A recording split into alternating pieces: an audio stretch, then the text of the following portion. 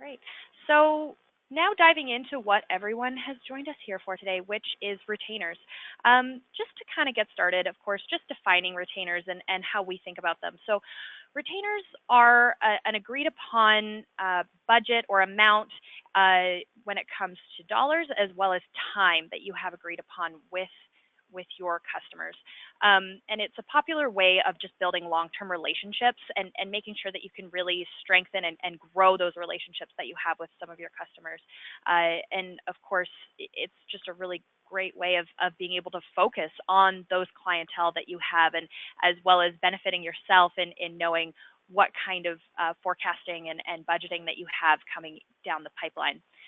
Now, everyone, of course, has different ways of setting those up as well as defining them for themselves. But today I'm going to just go through 3 versions of how to set up retainers within the function point system.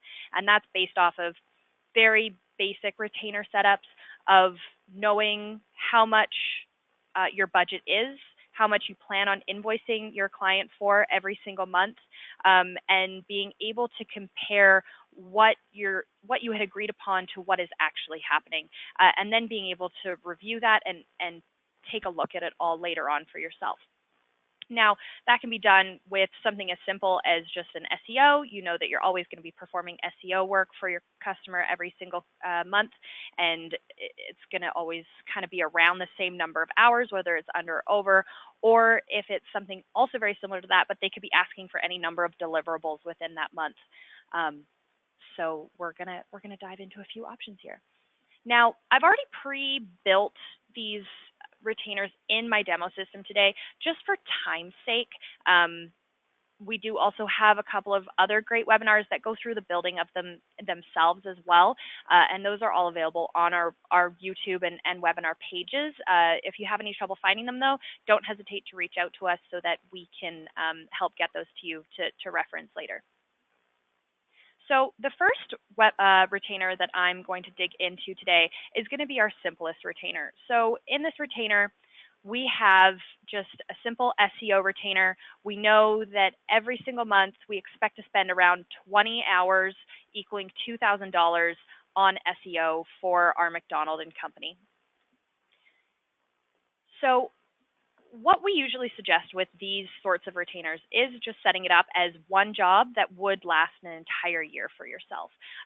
Best practices definitely are to make sure that you put in a delivery date into your job.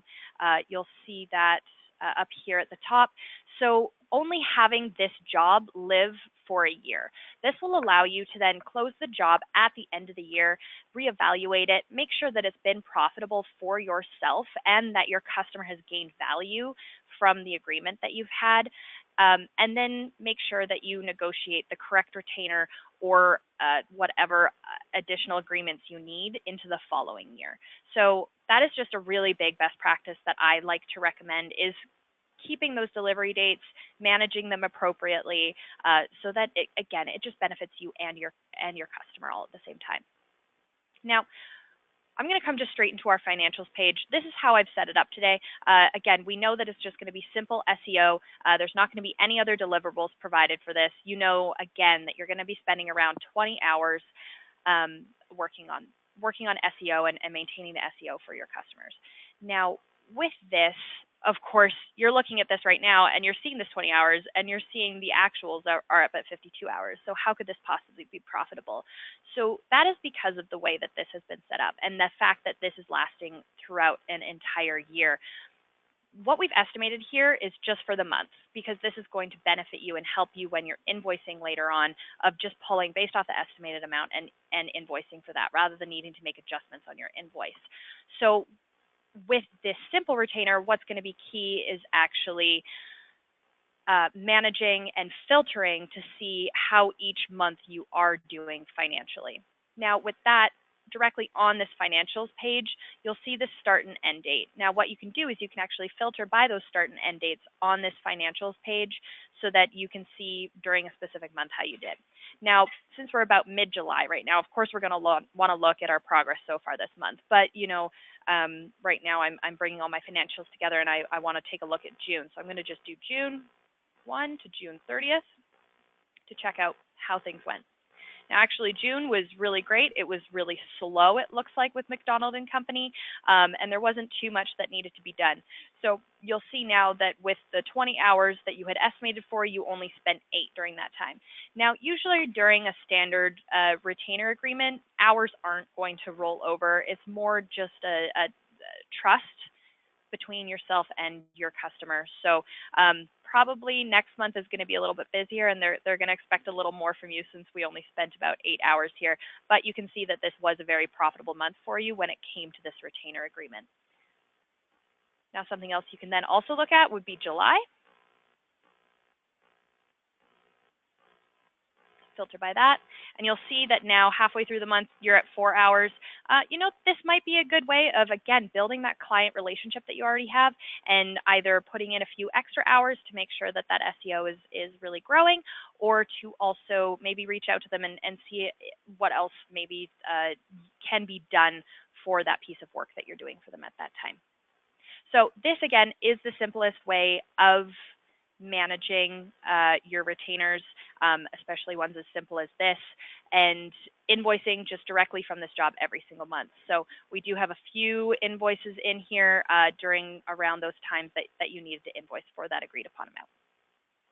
Now, although this is great, there are a couple flaws to this simple retainer, and that, of course, is the fact that you're having to filter by these end dates, start and end dates constantly for yourself to be able to see how your finances are sitting. So what that's going to lead into is our next simple retainer that would be broken out month by month, and it's a little bit better for reporting purposes. But before I dive into that, I just want to check in with you, Laura. Any questions that have come in, or any suggestions that you would like to make, or at all? I'm actually a little lonely over here in the question area, but no, that all sounds good. I think you've been very clear. Oh, good, good. Glad to hear it. All right, everyone, start throwing some curveballs at her. Like, this is really one of her first times on a webinar, and we want to make her sweat a bit. Thank you. Yeah, no problem. Okay, awesome. So going into our next retainer setup, again, we've got simple retainers, but this one's going to be over months so that you can have better reporting options. So I'm going to go into here, and what we have is our North Shore SSM retainer. And I don't know why my system keeps thinking that it's in German. It's definitely not. This is English. So the way you would actually begin setting up retainers in this way is not just one simple job. You would actually begin with a project so that you can store every single month's jobs underneath one project. So I'm sure everyone here is familiar with projects within your system. Best practices with this is, of course, to put in that entire year's budget. So again, same best practices as with the last retainer setup. Still only maintain that for an entire year. So at the end of the year, you can reevaluate that. Make sure, again, profitable for you, value for your clients. So important to remember. And then what you can do is hold that budget for that entire year and then continue to compare it at a higher level on this page for yourself. So your estimate totals should equal that year's budget, but then you'll be able to see and compare the actuals, so all time material is being put against that, and what you've invoiced to date as well. So within here, you'll now see that we've got all of our different jobs. I'm going to just start by showing this page to you. So it's all broken out by every single month within the year. So we know in December, it's going to be when we're going to close out this retainer and hopefully open up a new one. But you'll be able to see everything leading up to this time. So since it's been going for about 6 months now, you'll see that we've got January through May have been invoiced, and those subtotals so far for that based off of internal or external dollar amounts. I do still have my June retainer job open simply because I just haven't invoiced for it yet at this point, which of course is not best practices. Of course, with most retainers, you tend to invoice at the beginning of the cycle for your retainers. So yeah, that was a flaw on my part, and I do apologize for that. But you'll be able to see how everything is open, invoiced, or on hold. So another best practice is that building out every single one of these jobs ahead of time for the entire year, it's just going to make it so you don't have to build out the jobs throughout the year. It's definitely easier to maintain and just manage this throughout the time. But what we suggest is that any jobs that are in the future, haven't been invoiced for, we don't want anyone to accidentally track time to these jobs until you're ready for them to start tracking time to that. So leaving them in a status of on hold will just kind of, it will close out the job so that no one can track time material to it, and it's not going to appear when it comes to active work when you're doing job searches later on. So that's definitely definitely a best practices from us. Only having the job that you want currently being worked on open is the best way of going forward. So now going into kind of the reporting on this, again, we've got the job financials page similar to that last page, but now everything's broken out for that entire year. So we've got the 20 hours at $2,000 estimated for every single month, and then we've got our actuals broken out by that as well. So now you're going to really have that benefit of having every single month broken out for you here and being able to see how things are going. Now, at this point, it's really not looking like this job has or this retainer has been profitable for you so far. You've gone over hours most months, so in January, February, March, and April, we're underneath those 20 hours, but then going back into May and June, you're now going over those 20 agreed upon hours again. And you'll see the totals at the bottom for the entire year as well, and where you're living. But of course, this would definitely be a red flag to make sure that you're staying on top of that and really just making sure that you will be profitable at the end of the year. So this is a really great page to begin utilizing for yourself. Now, you will notice that you still have those start and end dates for yourself at this project level. However, because you have everything broken out by each individual month, it's not really as necessary to filter by. But you know, if that's something that you want to be able to do, you definitely can do that. Just to view one specific time frame and only the time and material that's been put against it during that time. Alrighty then. Again, this is very simple, super similar to that last setup that we did, except for just how it's broken out. Another really big benefit to this is that you can also have schedules that would be created for each of these months. I know that quite a few agencies that I work with, when it comes to the other simple retainer, they're constantly having to readjust the dates and open back up old tasks again. Where something like this, you would have an individual schedule for each individual job that would be open as those jobs open. So if something as simple as your SEO, you're still wanting to create tasks and schedules for, this would probably be a benefit to you as well. As well as at the beginning of every single year, you'll notice that in each of these jobs, you can simply just copy them and just continue to copy 12 of them and just label them for each month. So it's actually pretty simple setup for yourself, just to have it all set up at the beginning of January. Hopefully after that New Year's coma has worn off, and you can just set up these for the remainder of your year. Right, Laura, just checking in again. I don't see you rapidly typing, but also anything else you'd like to add? No, still pretty quiet, and that sounds good. Okay, awesome. Well, we're about to get into the fun topic now anyways. So the next retainer scenario that we're going to want to talk about is what we call our robust retainers. So in our robust retainers, of course, again, very similar to just best practices with retainers, how you would have an agreed upon a number of hours or dollar amounts that you have with your client ahead of time. However, in these scenarios, it's not something as simple as just SEO that you're performing for them every single month. It could be a number of deliverables at any time. So I'm going to go into another one. So this one, again, we're going to be setting it up at the project level for yourselves. The projects are just a really good way of filing or storing everything all in the exact same place, just so you're not having to search in multiple areas of the system to be able to dig out what you're looking for. Now, with this, again, we're going to have that budget. So with the budget, this one, again, it would be all 12 months put into one. But what you'll see here is that different to the last one, the estimate totals aren't equaling the budget.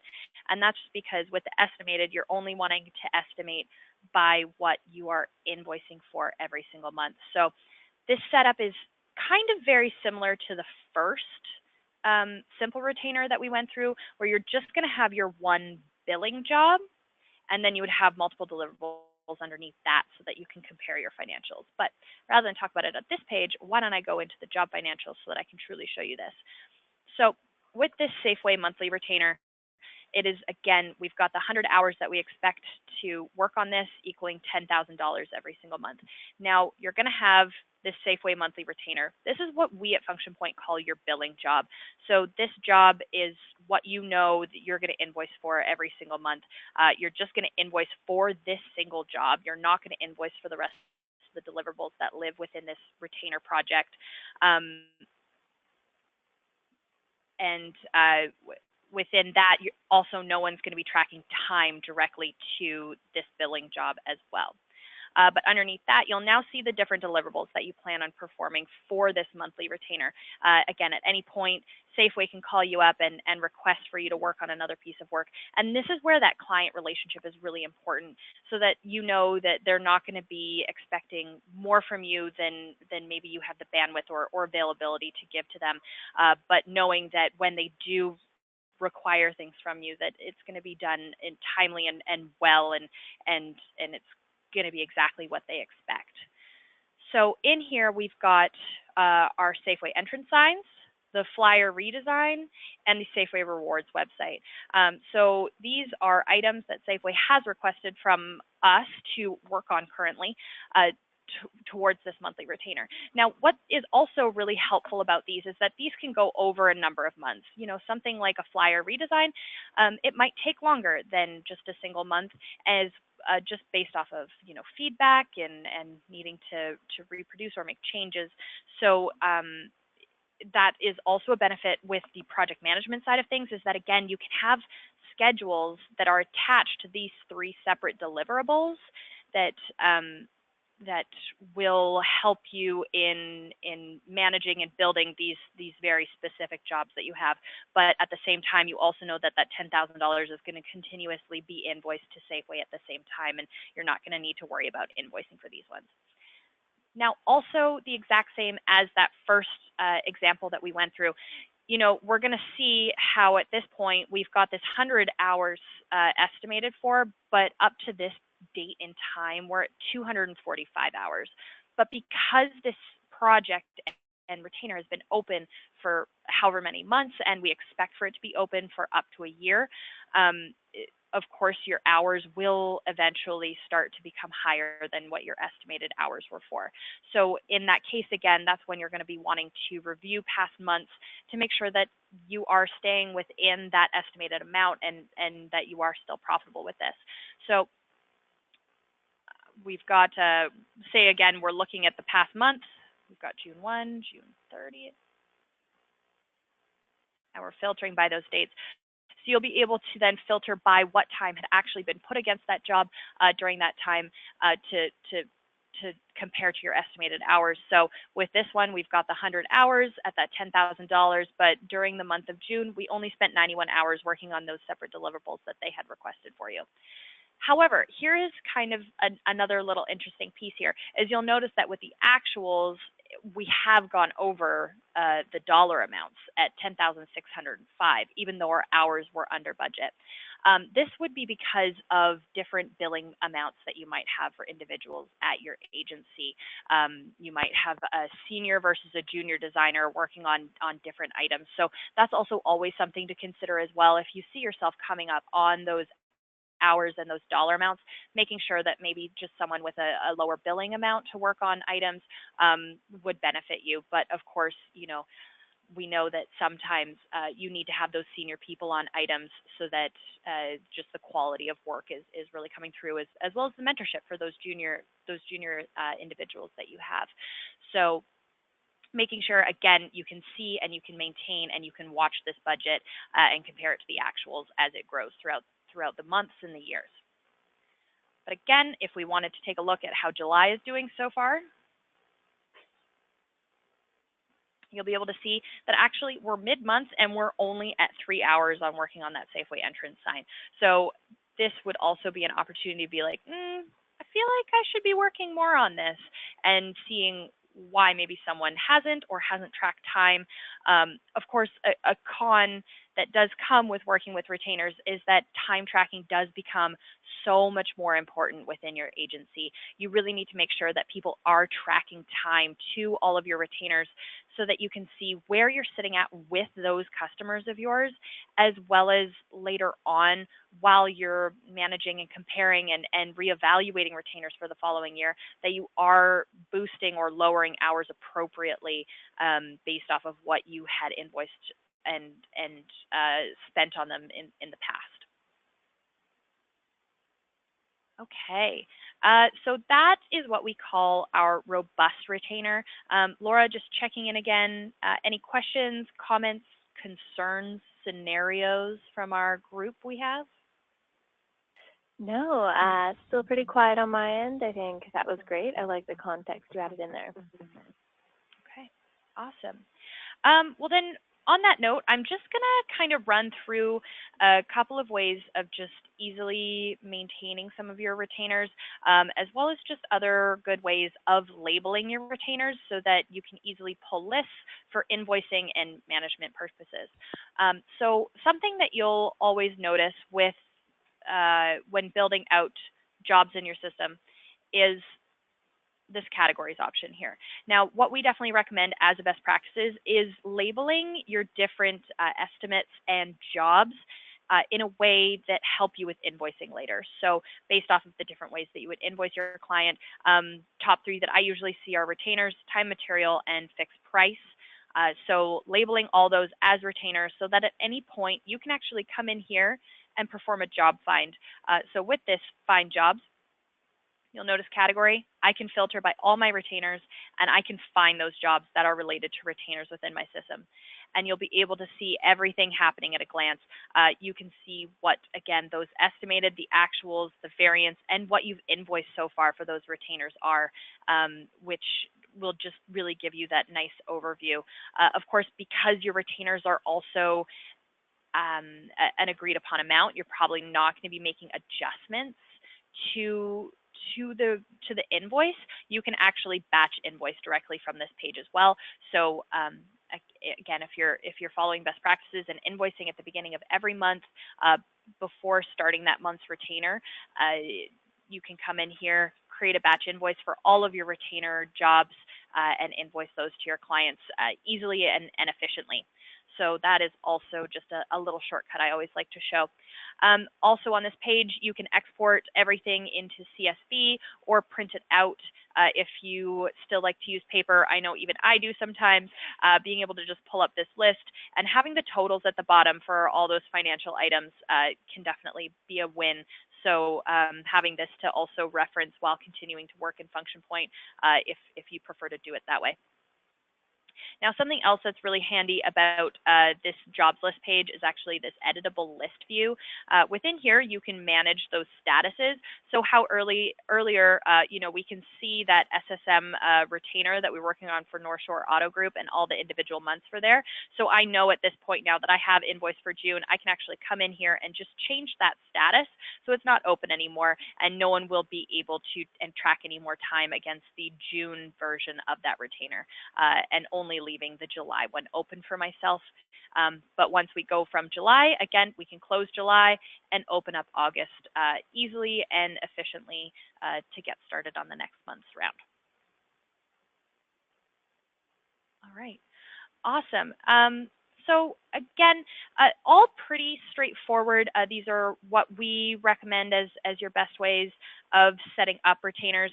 If there are any crazy scenarios that you yourself or your agency has that would really like us to walk through those, I know I myself usually have like 10 follow-up questions after a scenario has been explained to me, just to make sure that we set it up correctly. So don't hesitate to reach out to us at success@functionpoint.com if you have any questions. Definitely here to help and support you through that. But yeah, these are really some of my best recommendations. And if there's no more questions, then I think I'm going to give everyone back 30 minutes of their day. Laura, everyone's still being pretty quiet over there? Yep, still quiet. Okay, awesome. Well, in that case, you know what, before we do head off, I also just want to give everyone the heads up. Our marketing team has just written a couple of really great blogs related to retainers. We've got tips and tricks in there for setting up agency retainers, as well as what we think you need to know when starting retainer agreements with your clients. So I'll make sure that those are sent out with this recording at the end of the week for you, so you can actually take a look at those in tandem. But again, any questions that you would like to address, please feel free to reach out to us at success@functionpoint.com, as well as come join us a couple weeks from now to take a look at our next webinar regarding QuickBooks Online integration and best practices around that. All right. Thanks again, Laura, for joining me today. It was super fun having you with me, and I look forward to spending more time with you on webinars in the future. Thanks. Okay, awesome.